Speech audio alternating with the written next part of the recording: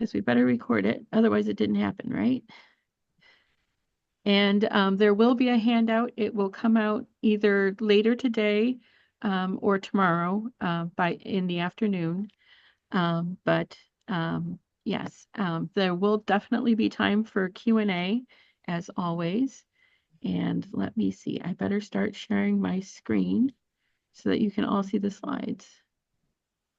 Let's see.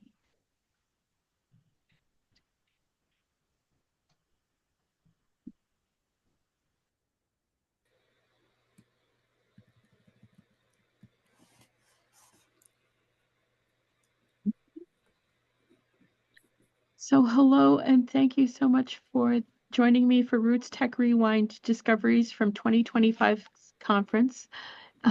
As you know, I'm Kate Kisselstein, one of the librarians in the local history and genealogy department at Onondaga County Public Libraries Central Library in downtown Syracuse.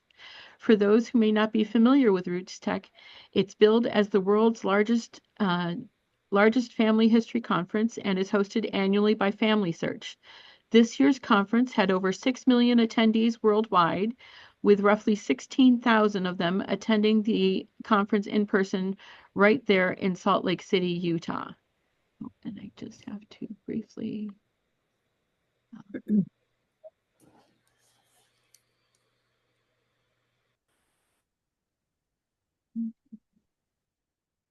I'll have to deal with the closed captioning. Oop,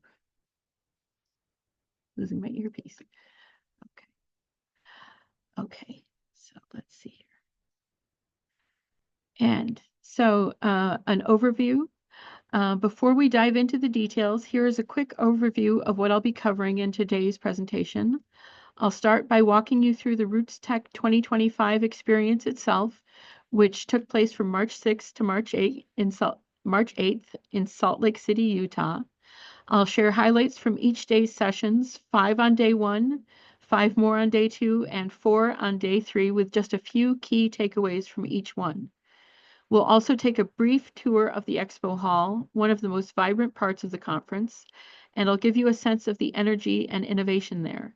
And finally, I'll wrap up with some thoughts on my visit to the FamilySearch Library, which bookended the conference on March 4th, 5th, and the 8th.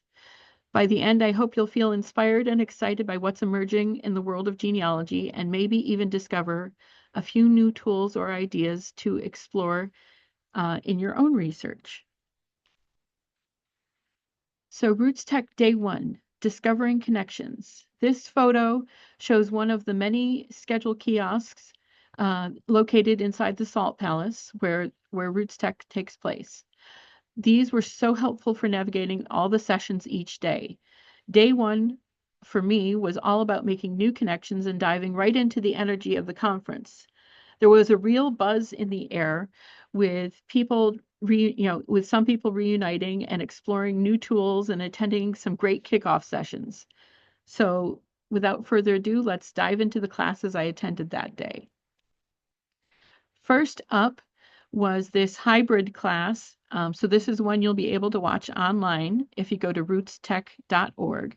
And that's Beyond the Brick Wall, Strategies for Pre-1850s U.S. Research, which, as we all know, that the pre-1850s census just has the head of household with tick boxes for certain categories, and it's just not that great for trying to find out household names. So the key takeaways were to find an ancestor's parents, that you need to look at not just your ancestors' birth, marriage, and death dates, but you look at there are key parts of their timeline, and that is birth and parents, which has the fewest records available. Then the next part of the timeline is marriage to death, which allows for the most effective searches. And 3 is the children, up to and including the death of the last surviving child, because you never know what's going to be in that last child's included in that last child's obituary, which I saw with my great great great grandmother Charlotte Griffin Bennett Palmer Robinson. that in her one son, Charles Bennett's obituary listed all of her husbands in order, and so that was key for figuring that out. Also research any siblings once known, and anyone who lived in the same area who had the same surname. Now, that might be trickier if the surname is Smith, of course, Smith or Jones, one of those. But for certain surnames, that can be beneficial because, of course, a lot of families lived in the same area, and you could luck out and come across, that elusive maiden name for your female ancestor. Next up, this one was with Diane Southard, founder and CEO of Your DNA Guide. So y'all might be familiar with her. And that is, how does DNA fit into your family story? Identity, connection, and answers. And some of the biggest takeaways were that DNA is the record of you. Even identical twins have small differences in their DNA, which I would have thought identical twins would mean identical DNA, but that was one of the things that she told us. And all those DNA matches, those people are your cousins, unless they aren't.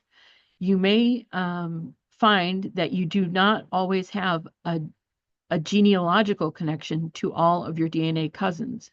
You may have a DNA match without being genealogically related. So that was kind of interesting to see, of course, because I thought, of course, that would be the thing that once you get out there with, 12th cousins and 14th cousins 3 times removed, of course you're bound to have thousands of cousins. But apparently that's not always the case. I guess maybe you'd have to just drill back so far for that common ancestor. So that was another key takeaway for me. Next up was the RootsTech Day 1 general session. This was the kickoff session. So we had announcements. The first announcement came from Steve Rockwood. And discovery begins with sharing stories, and you should go discover your lobster, which I will have to bear with me on this one. So in the day 1 general session, Steve Rockwood shared a story about his own ancestor who moved to Salt Lake City and attempted to introduce oysters and lobsters into the Great Salt Lake. The business venture ultimately failed, but it was just one chapter in his ancestor's life. Steve emphasized that it was because someone took the time to document and share this quirky, little-known story that he was able to discover a fuller, more human portrait of his ancestor, not just facts on a chart. It's a powerful reminder that sharing stories, even the odd or unsuccessful ones, helps bring our ancestors' story to life. And then the first platinum sponsored, Ancestry sponsored Thursdays sessions was that Krista Cowan, my cousin, and as I know from last year, Scott LeBounty's cousin, introduced 2 new features. And the new features, one new feature in beta testing currently for Pro Tools users only, is Ancestry Networks. And I did discover Pro Tools is still just a $10 a month subscription add-on. And that is, and the other one is a free feature under Memories, which is Recognize Ancestors. So Ancestry's big news this year centered on Ancestry Networks and Recognize Ancestors. The networks, which launched on day 1 of RootsTech, is currently available only to Pro Tools users, but Ancestry plans to expand it to all subscribers. This tool lets you build a richer story around your ancestors, not just through DNA or direct relatives, but by adding people who played a role in their lives. Think of coworkers, neighbors, fellow soldiers, members of their church or club, or even people they helped build a community with. It's a digital version of the fan club approach, friends, associates, and neighbors. Right now, networks are private, but there may eventually be an optional feature to make them public. Um, and as Krista had said, it's, to tell the story of her life, you would have to look to the friends she made in college, colleagues that she's developed close bonds with through her 20 years or so of working in ancestry, that kind of thing. And so she's not genetically related to them, except for a couple that she discovered she's fourth cousins with. But that's the thing, is there's people you're not genetically related to that make up your extended family, shall we say. And the second feature is available to all subscribers, and it's part of the Memories tab called Recognize Ancestors. Using this tool, you can scan in and upload group photos or choose existing family pictures from your galleries, and Ancestry will suggest individuals to tag based on their database, your family tree, and facial similarity. It's still new and may need more uploaded photos to work smoothly, but it has great potential for enriching those hard-to-label vintage albums. Together, these tools show that Ancestry is leaning into discovery through storytelling, not just data, and that's exciting for us as researchers.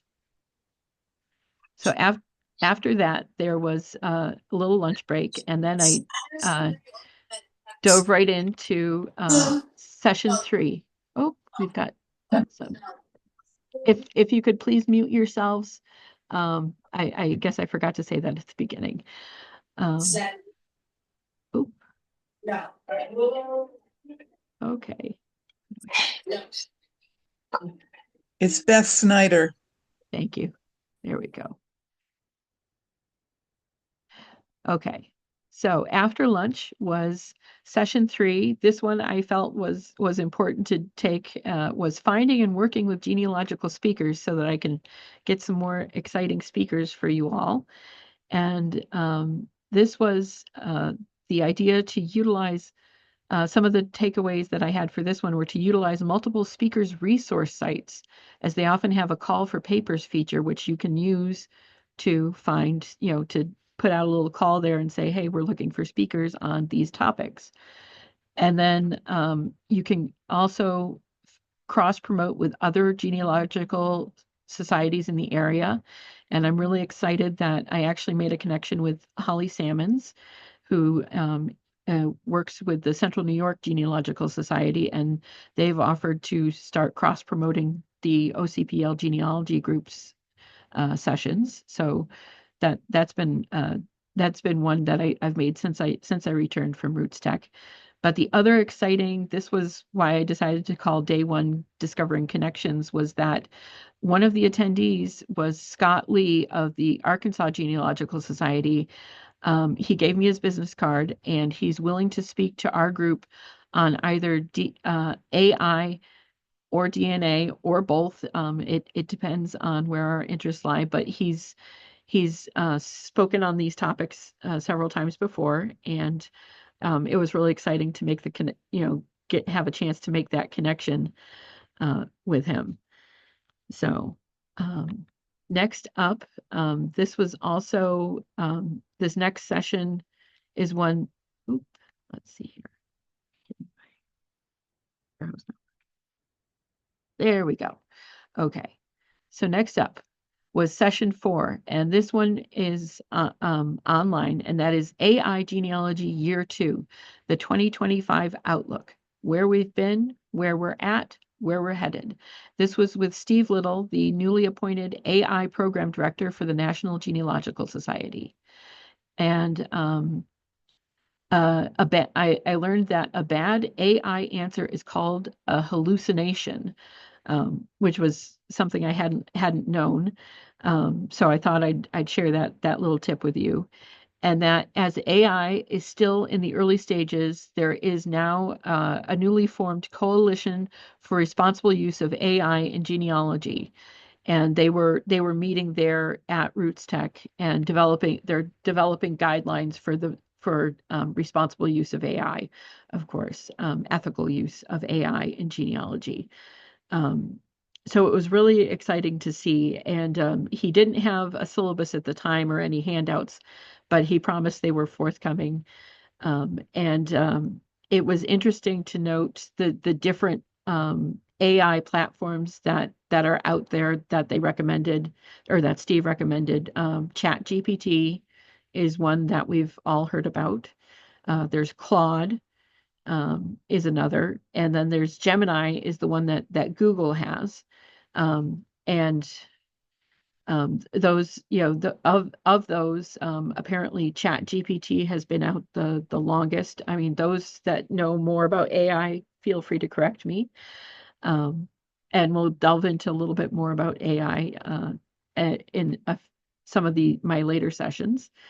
Um, but Chat GPT actually launched in 2022, so that one's had a little longer chance to develop develop its model.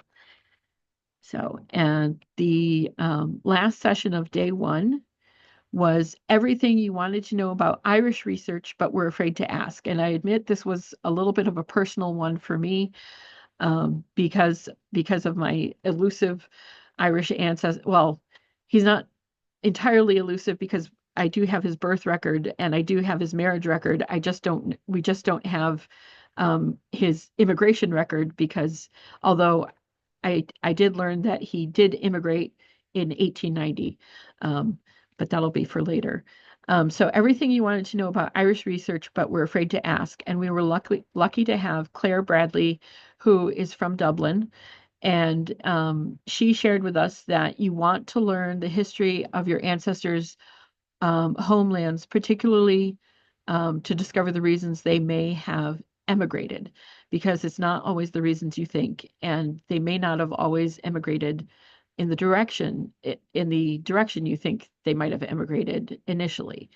Um, and that also comes up to play late in another session that I attended.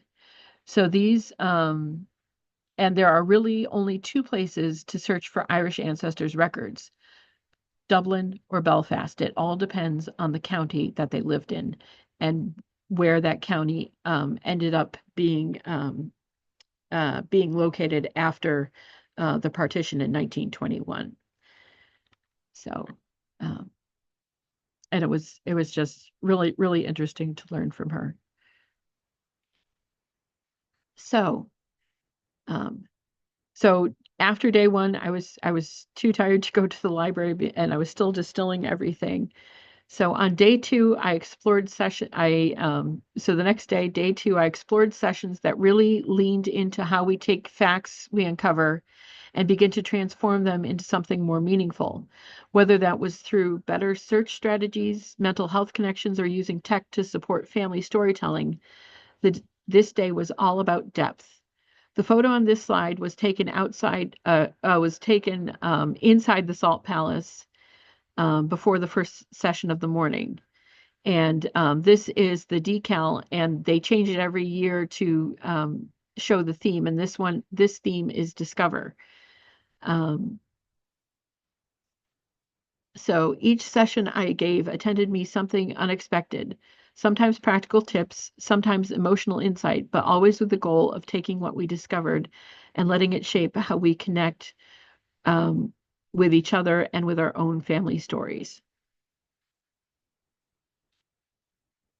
So my first session was write powerful AI prompts to unlock your family history. And this was with Lisa Listen, who is the genealogist and the founder of Are You My Cousin, which you may be familiar with. She's somebody that I follow a lot on YouTube and on her blog. So you can utilize AI as your research assistant to help analyze historical documents quickly. The key is not in the technology itself, but in knowing how to use it effectively. And of course, it was the old standard of verify, verify, verify. So let it analyze the document for you, but then also do, it helps to analyze it quickly, but then you can then look through yourself and verify everything. And the other AI classes I took did help, did feed into that mantra of verify, and there are ways to do that, especially when we get to the last class I took, the very last class I took. And one of the big uses you can use AI for is that you can use it, for example, to help craft your research plan, which I was like, oh, great, because it's like I stare at that blank page and it's like, what's the question I want to ask? And then I have to come up with everything.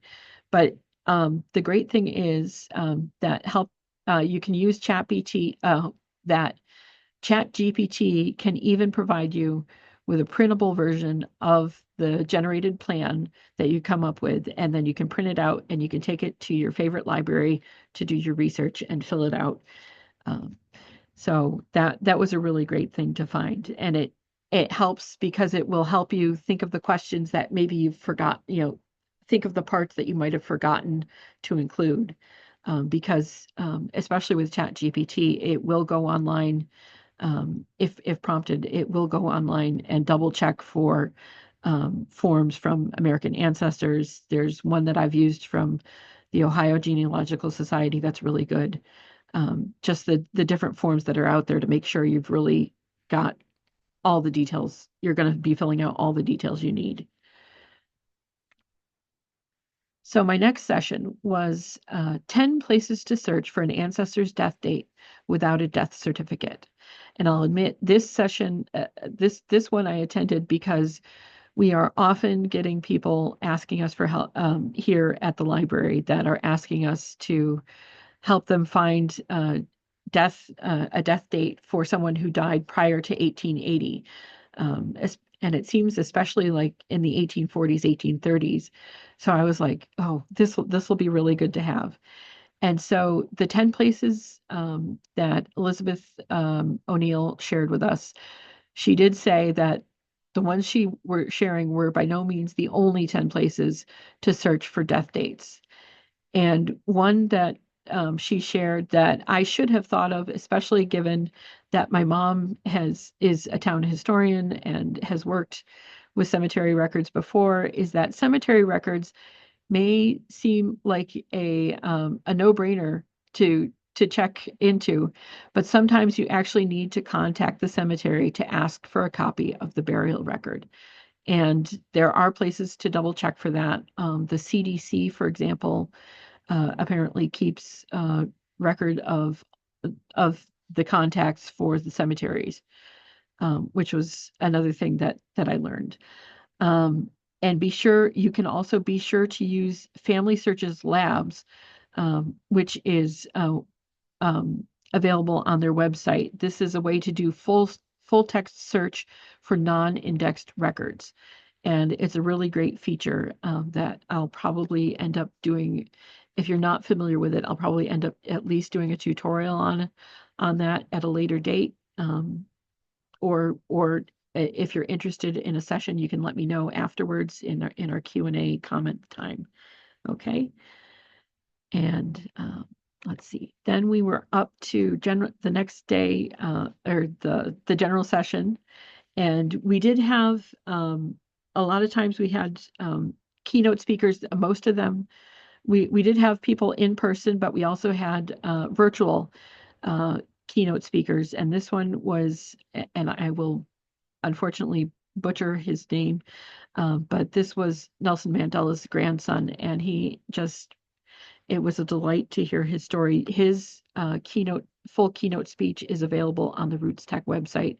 All the keynote speeches are on that website, and I do encourage you to go and watch them because they really do have a lot to bring to encouraging your research, the sharing of family stories. They're just really amazing to watch. So the platinum sponsor for day 2 was MyHeritage. So their announcements at Friday's general session were that they made a series of announcements geared towards expanding both their DNA services and AI-enhanced storytelling. They began by sharing news of a strategic partnership with Family Tree DNA, a move designed to bolster their genetic genealogy offerings. This partnership will provide users with more advanced DNA analysis, expanded matching tools, and increased global reach for DNA connections. Next, they introduced two new AI powered photo tools. The first is photo denoise, which helps improve grainy or low resolution images. And how many of us have those ones from a newspaper where it's really a grainy image and you try and blow it up and it just makes it worse. So this is should help with that. I haven't had a chance to explore it yet, but I'm looking forward to using it. And so it's perfect for old family photos that haven't aged well or were taken under poor conditions. The second tool, called Photo Storyteller, takes things a step further and animates photos to bring them to life by simulating head movement and even speech, similar to their previous deep nostalgia feature. This tool aims to create more emotionally resonant experiences with historical photos by giving a face and a voice to ancestors we've only seen in still images. I haven't really thought to explore this kind of tool, but it could be interesting, just to maybe develop help develop a younger generation's interest in learning about family history, because it won't just be a static image. You know, because it's like I know there's apps out there where you can do all sorts of things with photos, and maybe this would be a way to help bring a younger generation in. Um, and then finally, they launched AI Biographer, a major leap forward in narrative genealogy. This tool uses the data in your family tree, narrate names, dates, places, and relationships to automatically generate first draft biographies of your ancestors. The stories are editable and customizable, giving you a strong starting point for building engaging family histories. So then after lunch, I had Finding Genealogical Gold in New England Probate Records. This was another one that was kind of a session for here at the library, considering that we do have a lot of New England records, as well as New York State records. And this was with David Allen Lambert, Chief Genealogist at American Ancestors. So the probate records may help bring to life ancestors that you only have a few dates for. And I learned that dower rights would provide what a woman had brought with her into marriage, which was something that I hadn't realized was over here in the States, but I guess I should have realized would have been brought over with the British laws that from colonial times. It's something I had learned about when I was in a production of Sense and Sensibility, that that Mrs. Jennings had dower rights, that provided her an income. And then there was such a thing as spendthrift guardianship. And that would mean that the person wasn't careful with their money, meaning they might have incurred a lot of gambling debts and regularly incurred a lot of debt, and would then have needed somebody to help manage their finances to the point where they needed more care. And that was what a spendthrift guardianship would have entailed. So that might help bring out more detail on your ancestor, the black sheep of the family, we would hope. And then my fourth session of the day, this was one of the programs that I help with here at the library. Central Library is partnered with the Hazard Branch Library in the city, and we do a memory care cafe on the third Tuesday of every month. And so that is for people in the early stages of memory loss and their caregivers. And so when I saw this one, I thought this might be something good to help with that. And this is helping caregivers of dementia patients capture family stories using technology. And the main tool that they brought up was Memento. And it is a story app that allows you to easily record memories of family photos, and they transfer them into written stories um, and a keepsake book of stories, complete with a QR code which will allow you to hear the person telling the stories is included in that book. And then the idea that everyone wants to be seen and heard, including those with dementia. Um, that's the second one. That's not really too much of a new concept to me, but it is something that I made sure to write it down and I underlined it, just because maybe sometimes we do forget that just because they can't always communicate clearly doesn't mean the whole person's not still in there. Um, so it's something that I'm hoping that we'll be able to use in the memory care cafe that I help run, to help them, have them bring in photos, and we might be able to create a storybook for them. But just the idea of getting them to help create stories would be really good. And then another piece of technology that was brought up. This was a workshop that I attended. Um, and this was Make It a Habit, Hands-on Family Activities to Boost Your Mental Health. And this was with Terrellyn Parker and Olivia Jewell. And I learned I am a cousin of Olivia Jewell. I think we were like eighth cousins. And we used the 21-day Family Connections Experiment, a family history project, which was developed during the pandemic. And while it is web-based, many of the activities can be written down and or printed out to take along on camping trips or picnics, family reunions, that kind of thing. The we did a lot of questions and answers. We did it in mini groups. We were split up into groups of 4, and got to ask each other questions and learned more about each other. I was paired with a 9th cousin, as it turned out.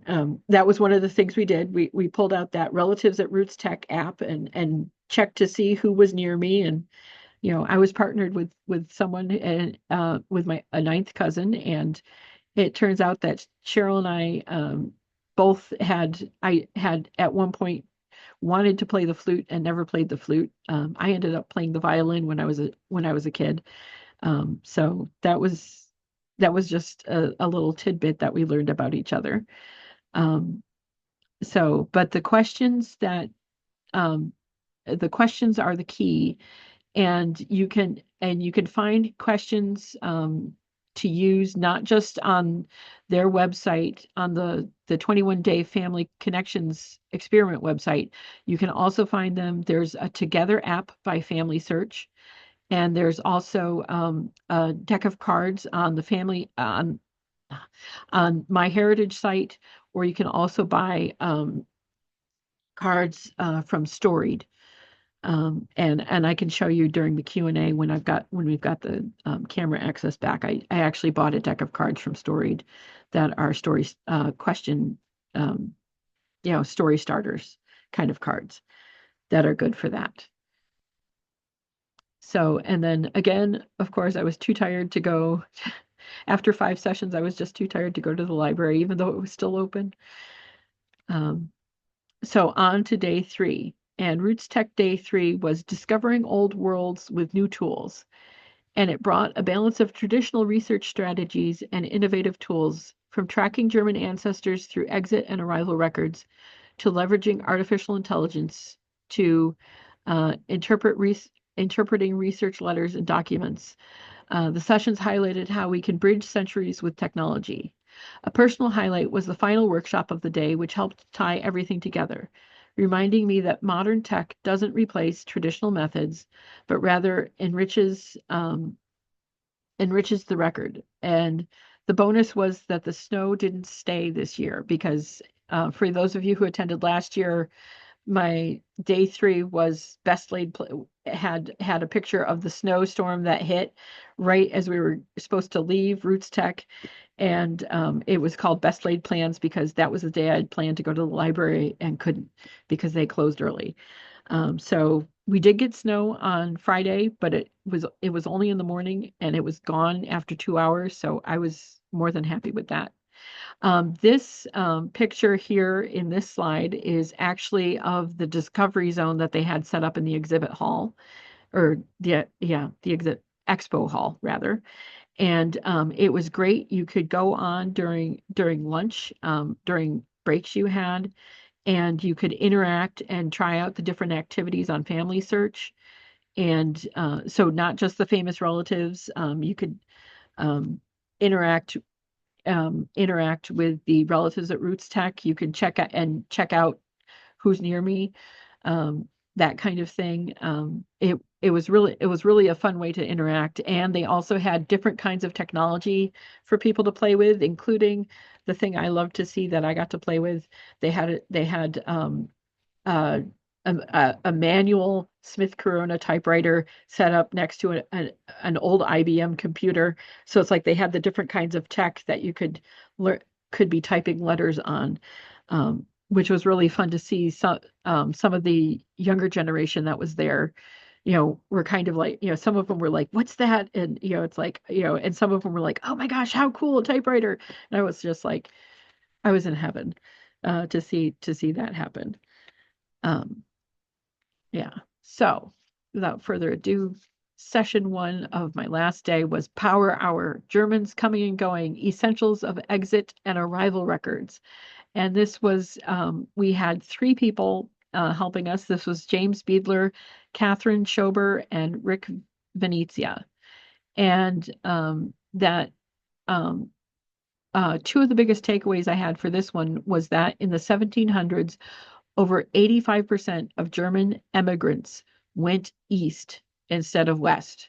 And I was just like, really? Wow. So it's like, so meaning, they headed towards Poland, Galicia, those areas, rather than heading out, out across the Atlantic Ocean. That was really interesting to me. And then that German immigrants had to pay an exit tax and be granted permission from whoever ruled their region before they were allowed to emigrate from Germany. Well, from their region of what would one day become Germany in 1871. So, and they had to have proof that they were not dodging their um, their military um, their military conscription, that they weren't dodging any debts, that there were a lot of requirements. And if they had that permission, the paper that they had to have in order to be allowed to emigrate, if you can find a copy of that, it's a gold mine because they had to have their parents' information, all sorts of information was included in there. So parents, I believe also siblings, but employers, you name it. They said it's a gold mine if you can find that information, or that paper rather. Next up was not in the census, try again. The US Census actually has the shortest wait for census records to be released. I left out to be released between US, Canada, the UK, and Ireland. Ireland has to wait 100 years for their census records to be released, and the 1926 census will be released on the 18th of April in 2026. And all the Irish researchers are very excited about this, and they were letting everybody know that they're very excited about this happening. So and that was one of the things that is like, oh, cool. We can try and find out, some more about the Patterson family, Patterson family being um, my immigrant ancestors' surname on my mom's side. That's the family we're trying to connect up with. And we're trying to connect up with the family that stayed over there, which would be really cool to do. So it's like we might just be able to narrow down where they've got to, um, which is really neat. All right. So RootsTech day 3, general session 3. And we had the keynote speakers um, were, we had the keynote speakers, the Olympic, oh, I didn't write down their names, but the Woodhalls, or yeah, the Woodhalls. And it was their story was just really amazing. And like I said with the other one, you definitely want to hear it. And this one was cool because Family Search genealogists actually went through and did a kind of mini finding your roots for the two of them. So we got to hear, and because it was International Women's Day, they did the maternal lines for the two of them. They focused on the maternal lines for the both of them, which was really kind of cool to see. It was just really, really sweet to share, and they were just such a lovely couple to come and share their story with us. And so Storied was the platinum sponsor of the day, and they had some announcements as well, some big announcements as well. So they continued to highlight their unique approach to narrative-driven genealogy, which is that is focusing less on trees and more on storytelling. They announced enhancements to their story builder, including easier collaboration tools so that family members can co-write stories, upload media, and work on family histories together from anywhere.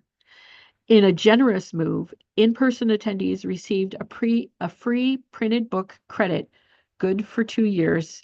Yes, I did. I have that free credit. I signed up, which can be redeemed after building out a story project. For virtual attendees, Storied offered a 30% discount on a book, also valid for 2 years. They really emphasize making family history accessible and personal, encouraging users to preserve not just facts, but voices, memories, and unique perspectives. These updates are part of Story's continued efforts to make family history approachable for beginners and more helpful for experienced researchers alike. So that was really the cool thing. And of course, immediately after this general session, the Storied booth was jam-packed, full of people going up and redeeming the credit so that they could get signed up to get that book.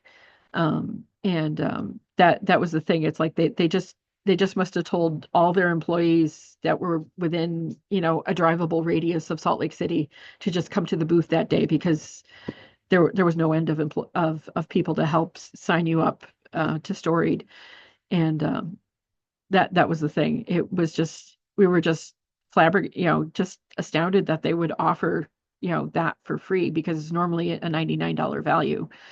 Um, so looking forward to working on that with my mom and the rest of the family. And so then after lunch, we had Connecting Generations, Finding Living Relatives of Your German Immigrant Ancestors in Germany Today.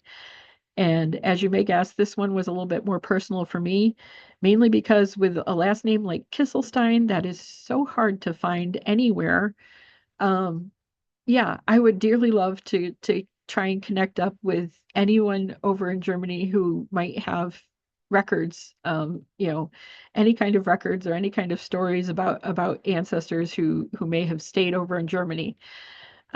So this was with Andrea Bent-Schneider, and there, two of the takeaways that I had were that there is no central archives for Germany. Their federal archives are in 6 different locations. This is probably, she said, this is probably partly due to the fact that Germany didn't unify until 1871. So there were all these kingdoms and duchies and states. So that's one of the reasons. And um, so it can make it a little harder to do your research if you don't know what area your ancestors came from. And then if your ancestors lived in Schleswig-Holstein, in the Schleswig-Holstein region of Germany, their records could actually be in Copenhagen, as that area was under Danish rule for a time. And that was fun. And for those of you who might not be familiar, Schleswig-Holstein is actually near Hamburg, Germany, or Hamburg, as we might say. I tend to pronounce it as Hamburg because I was there as an exchange student for a year, so that kind of got drilled into my head. It's like it's not Hamburg because you're not eating it. So yeah, um, and So it was there was and there was a lot to learn, a lot more to learn about this. But we are coming up to my last session, and that is research letters and documents with artificial intelligence, which was with Mark Thompson, who actually has a podcast with Steve Little all about artificial intelligence and genealogy. Um, and there is a genealogy and artificial intelligence Facebook group that started in January 2023, that they're both on. And AI has been used behind the scenes for decades. So this is the one, where we learned, and this is one of the slides I was frantically working on because all my notes didn't transfer. But it's you can he created two prompts for us that can be used, with Chat GPT and Claude, that you can that it will it tells it its role. The key things are to tell it what role you want it to have, mainly that you're telling it it's an expert in doing something in the particular task you want it to do. You're telling it what form you want that output to be, whatever you want it to create for you.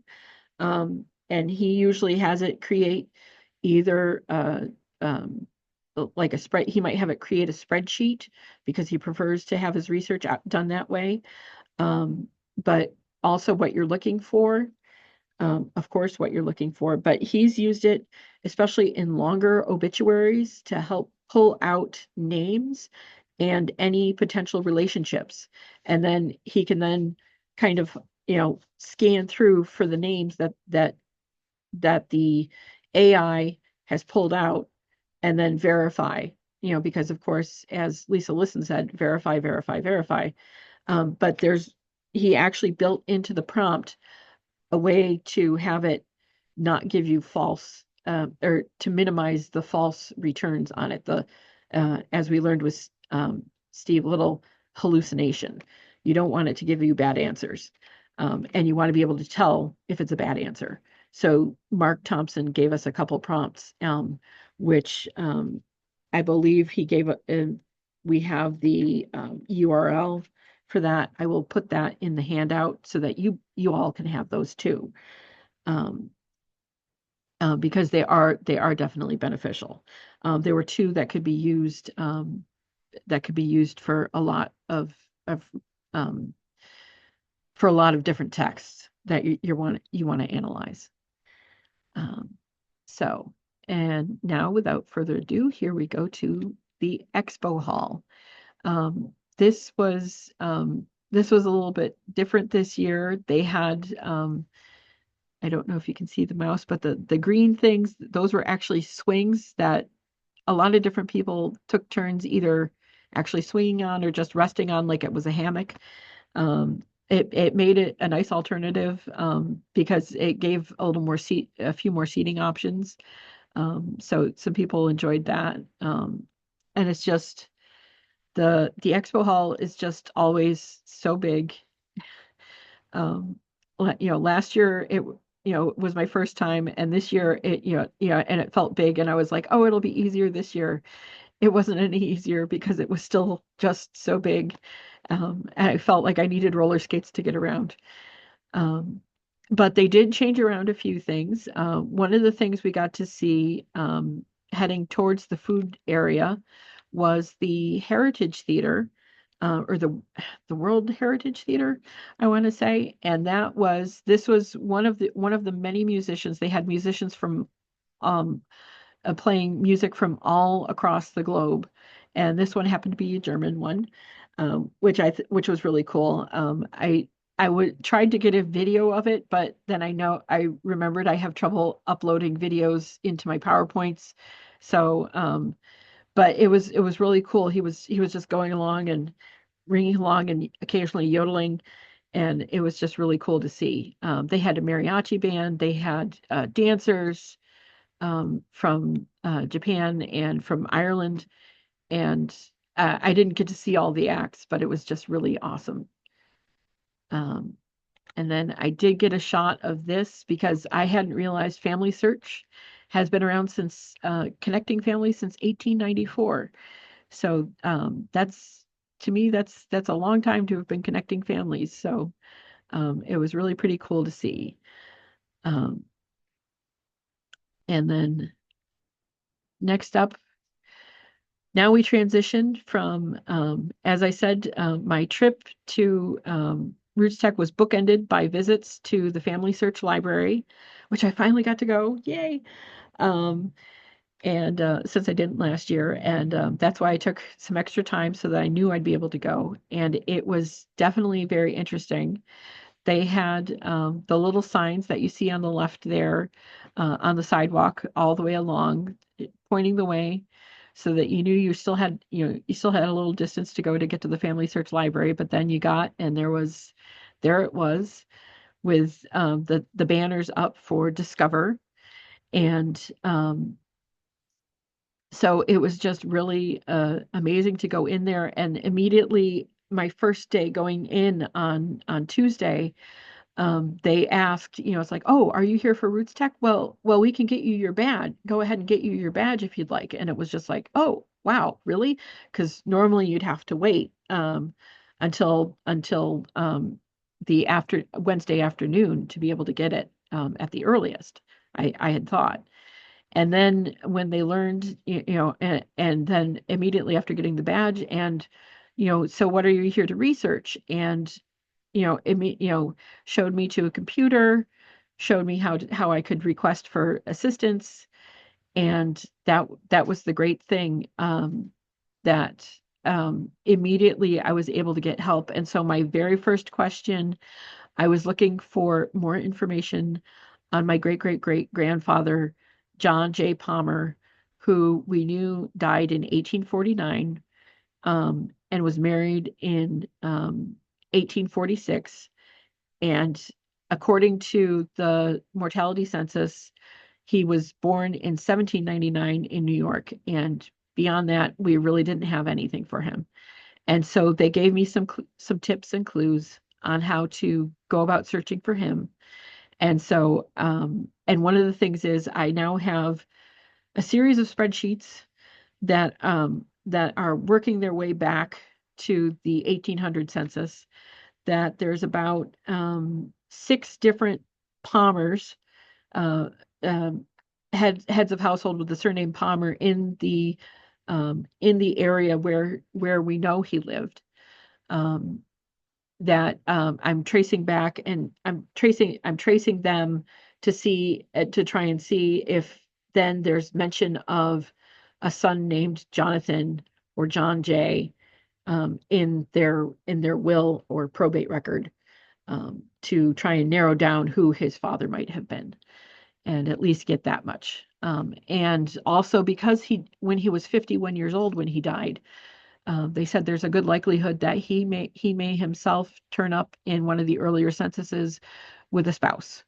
So that was something new, as well. So because that was work that I knew I could do on a computer, I wanted to focus on work that I needed the FamilySearch Library for.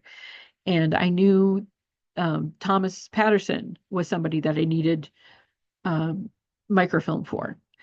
So the next day and on Saturday afterwards, I went looking for Thomas Patterson, who, as far as I knew, had immigrated either in 1889 or 1890 from County Tyrone, Ireland to Michigan.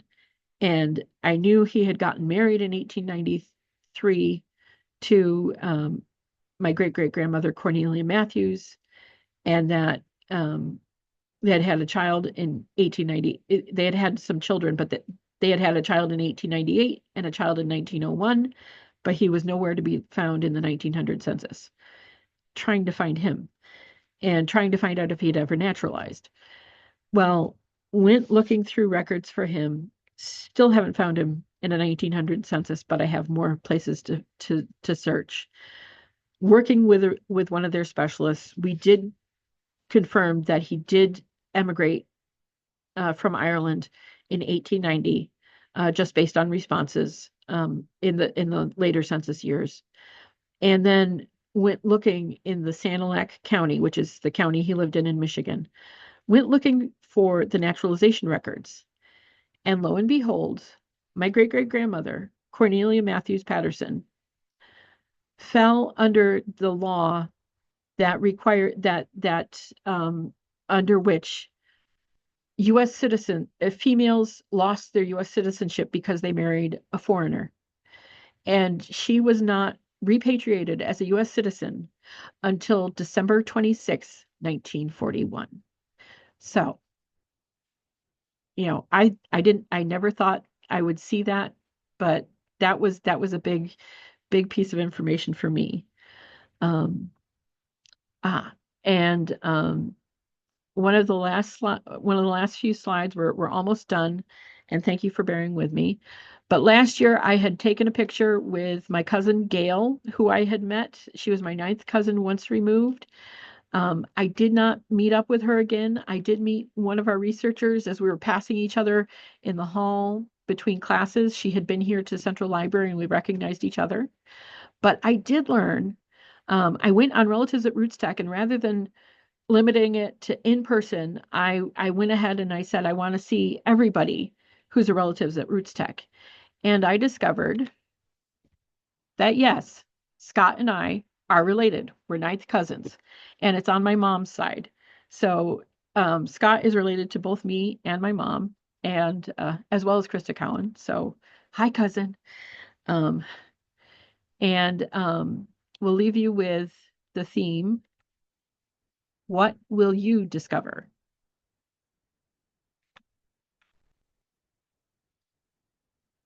And with that, I will stop sharing. Okay.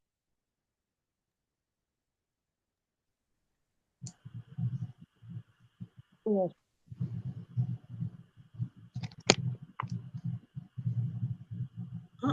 Kate, did you meet Elizabeth O'Neill when you went to her?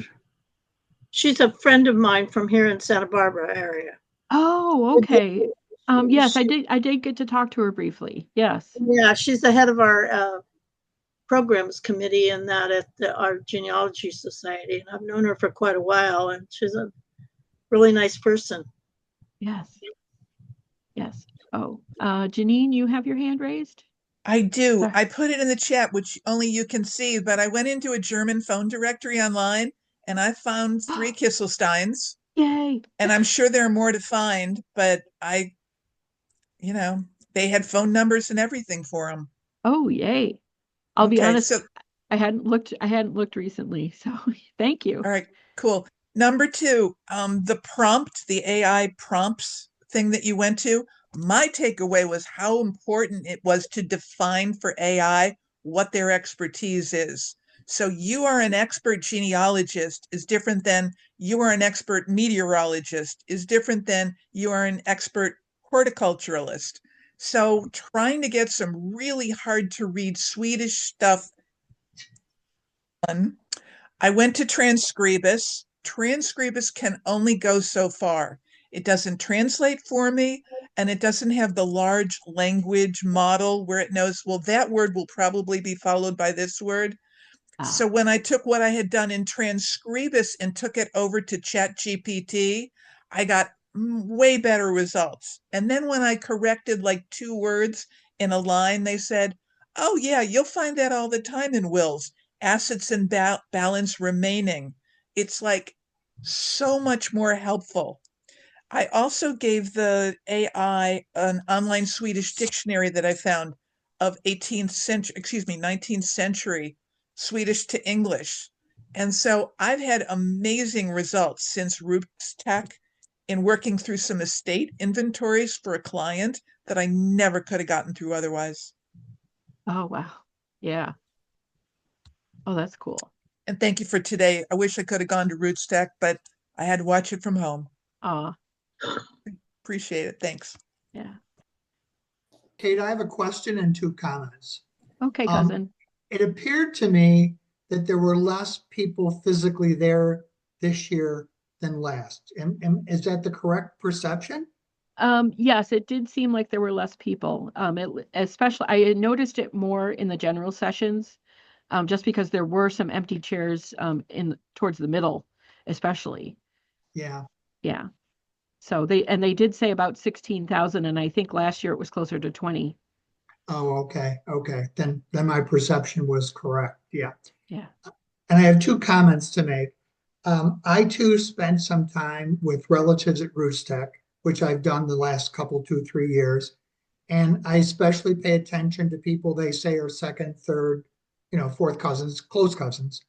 And I started looking up the relationship and of some of the close cousins. They weren't related to me. Really? I went back on the family trees they were citing on FamilySearch, and there was, you only need one error, and it throws everything off. So I went back and I contacted a couple of the people on relatives at RootsTech, and I said, I'm not related to you. And then I went to the FamilySearch, universal tree, and I went back and looked at the relationship, and I contacted the guy who made this change or correction, and I said, this is not correct, and I gave him the citations, blah blah blah blah blah, and he came back to me. Sometimes people are very defensive and nasty and whatever, but he came back and he said, you're absolutely right. Feel free to go ahead and change it, because when you go in to change it, then it contacts the person who initially put that on. So I guess so they can argue with you or dispute with you. Okay. Right. Yeah. And he said, just go ahead and change it. And now it's correct. And then it changed my relatives at RootsTech by like 2,000 people. Okay. Oh, wow. By 2,000 less relatives at RootsTech. So I'm going to have to check you out. We may or may not be related. So, I know. Oh, I hope we are. so which I find kind of interesting because, one little error, Yeah. somebody's father, mother, whatever, can throw the whole thing off. Yeah. And my Okay. other comment was about I did attend an artificial intelligence webinar with Andrew Redfern, and he's an Australian. Oh, And it was only online because he was there virtually. And the interesting thing about that was that I got a chance to ask him a question.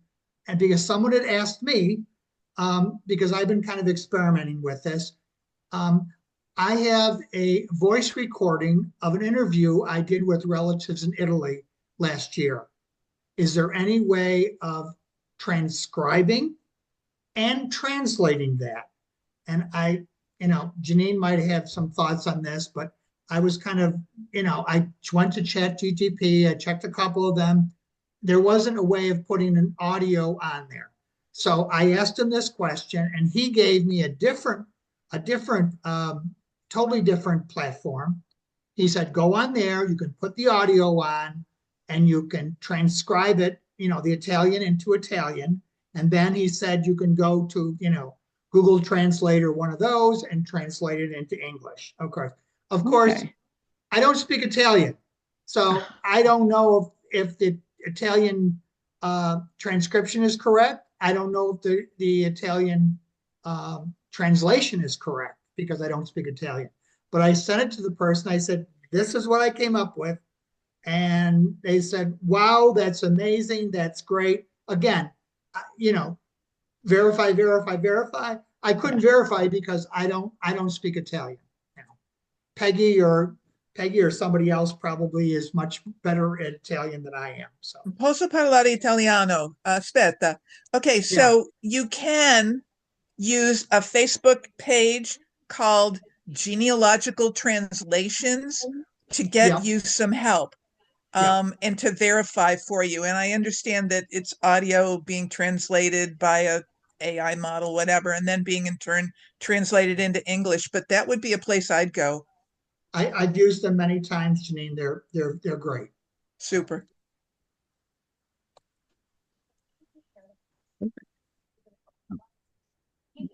And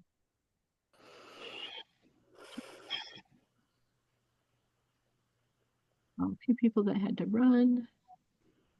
One of the things I like about RootsTech, I watched it virtually, is the fact that you can go back and rewatch them from even past years and that. But I did watch virtually Judy Russell's main stage speech, and she's so good, and that was an excellent presentation. Yeah, I know. I almost need a week's vacation to watch all the sessions I didn't get to participate in. Yeah. I can imagine that would be the big problem in there, is picking out the ones because there's so many good ones at the same time. Yeah. I mean, I had a playlist of about 50 sessions, classes and that I wanted to watch and that. Yeah. Well, and when you add in the ones that are in person only, there's about 18 sessions per time slot. So so it was just like, okay, so it's helpful in December when, it's like we try and gear up for the year. It's like, okay, that's why I tried to focus on AI and DNA and then just added in a few that were related to work mostly. But that's where the focus came. It helped out. So yeah. I watched Lisa Louise Cook yesterday did a live demonstration of using Gemini and what she called gems, where the prompts were you'd already made up the prompts, and that it was quite interesting using Gemini. I think that's Google's AI. Yeah, that's Google's AI. Oh, But okay. that was a very interesting YouTube that she did. She did it live, and I was quite interested in that. Yeah. Oh, Izzy, you have a question? Yes, thank you. I tried using relatives at RootsTech during the conference, sent out about 10 or more to different relatives. I tried reaching out to some as close as fourth cousins, fifth. Most of them were like eighth or ninth. I got no responses.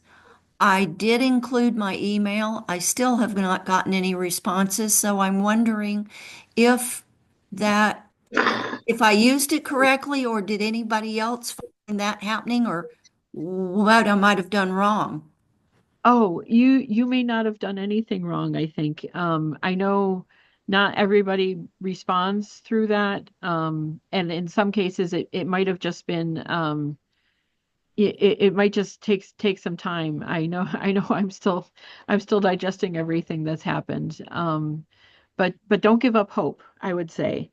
And Okay, just you didn't do anything wrong. okay. So, yeah. And I want to thank you for a wonderful presentation. This is only my second or third time listening, and I want to say thank you very much. Oh, well, thank you for coming.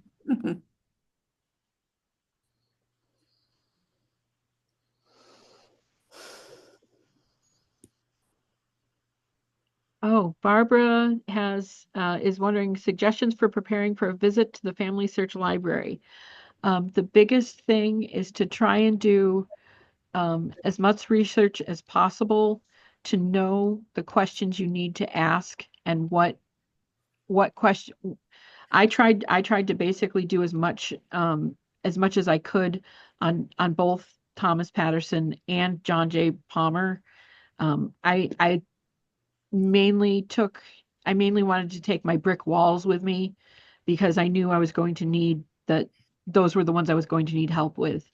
And do try and take a look at the Family Search catalog. Under the search option, you can look at the catalog and see what materials are available just at the Family Search Library that you might need access to help pinpoint records on your ancestor. Um, bring a flash drive, or you could bring an external hard drive because I accidentally left my flash drive at home, but I did have my external hard drive with me. So I used that. They have, especially if you use one of their specialists. They'll walk over with a blank research plan and start filling things out as you answer their questions. You'll use pencils. You don't necessarily need a laptop with you, which is one thing I wish I'd known before I flew with a laptop, because it was a 5-pound laptop and it just added weight to the bag I was carrying. Just be prepared. You're going to get ensconced in there. And they do have a break room. They do have a locker. They do have lockers where you can put your coat, that kind of thing. But they're very friendly and very helpful. It was time well spent, I would say. And the question about the handout. Yes, the handout. I will have a handout with links, and mainly it'll be links. But I will try and have a few titles that were helpful to me. I'll send that out either later today or tomorrow. I'm working here at Central tomorrow, so I'll have some time to wrap that up. And so you can be looking for that coming in your email. And our next session, the next genealogy session will be on April 25th. And the title escapes me, but it does deal with looking at preserving documents, taking care of documents through the lens of preserving family recipes. So basically preserving family heirlooms. But the next session we have, I'm happy to say, on April 11th, we're going to be taking a jump into the local history side of things with taking a look at celebrating the 200th anniversary of the incorporation of the village of Syracuse. So this is before it became a city, it was a village. And that occurred on April 13th, 1825. So we kind of wanted to highlight that a little bit, how the Erie Canal kind of helped shape this becoming a village before it became a city. So with that, and I will get this recording processed. The unedited version, of course, the mostly unedited version will be up on YouTube by Sunday. On my personal YouTube channel, you will get that link along with the handout. And I hope to see you all soon. So thank you so much for coming and bearing with me. Take care. Thank you very much, Kate. That was excellent. Have a good birthday. Happy birthday, Kate. Oh, and thank you. Happy birthday. Thank you so much. Have a wonderful day and a great year. Oh, thanks. Thank you, Kate. Good job. Oh, thanks. We celebrate Happy Birthday Week in our family. So happy birthday week, Kate. Oh, thank you. Thank you. Yeah. See. Good, so I can see everybody.